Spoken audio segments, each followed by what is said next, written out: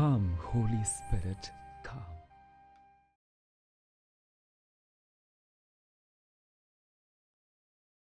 আজ খ্রিস্ট মণ্ডলী আরো একজন খ্রিস্ট শহীদের স্মরণ দিবস পালন করছে। তিনি হচ্ছেন খ্রিস্ট শহীদ সেবাস্টিন। সাধু সেবাস্টিন চতুর্থ শতাব্দীর প্রারম্ভে খ্রিস্ট শহীদের মৃত্যুবরণ করেন। তিনি ছিলেন একজন রোমীয় সেনাধ্যক্ষ। সম্রাট ডায়োক্লেশিয়ান যখন সৈন্যদলের যত খ্রিস্টানকে ধর্মত্যাগ করতে আদেশ দেন, সেবাস্টিনকে তখন বেছে নিতে হয় তিনি সম্রাট না খ্রিস্ট কার সেবা করবেন। রোমীয় সৈনিক সেবাস্টিন তখন প্রতিপক্ষের তীরের আঘাতে খ্রিস্ট সৈনিকের যোগ্য মৃত্যুবরণ করেন। এসো আমরা প্রার্থনা করি।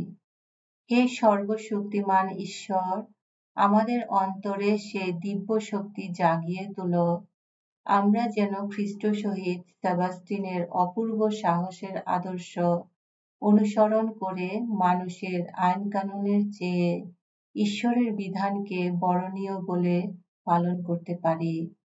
তোমার পুত্র আমাদের প্রভু যীশু খ্রিস্টের নামে এই প্রার্থনা করি।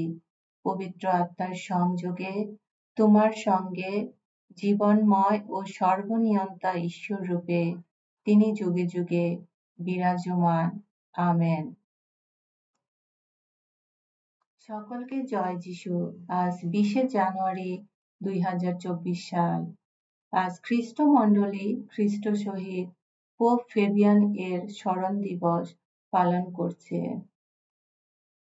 তৃতীয় শতাব্দীর মানুষ ফেবিয়ান ছিলেন একজন সাধারণ ভক্ত। তখন রোম নগরের ভক্তজনেরা তাকে তাদের ধর্মপাল হিসেবে মনোনীত করেন।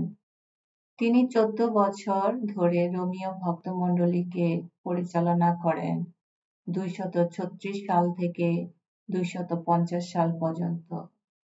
সেই সময় খ্রিস্টানদের উপর নিপীড়ন কম হওয়ায় তিনি খ্রিস্ট ধর্ম বিস্তারের কাজে পুরোপুরি আত্মনিয়োগ করতে পারেন। তিনি তখন ফ্রান্স দেশে খ্রিস্টবাণী প্রচার করতে 7 জন ধর্মপালকে পাঠান।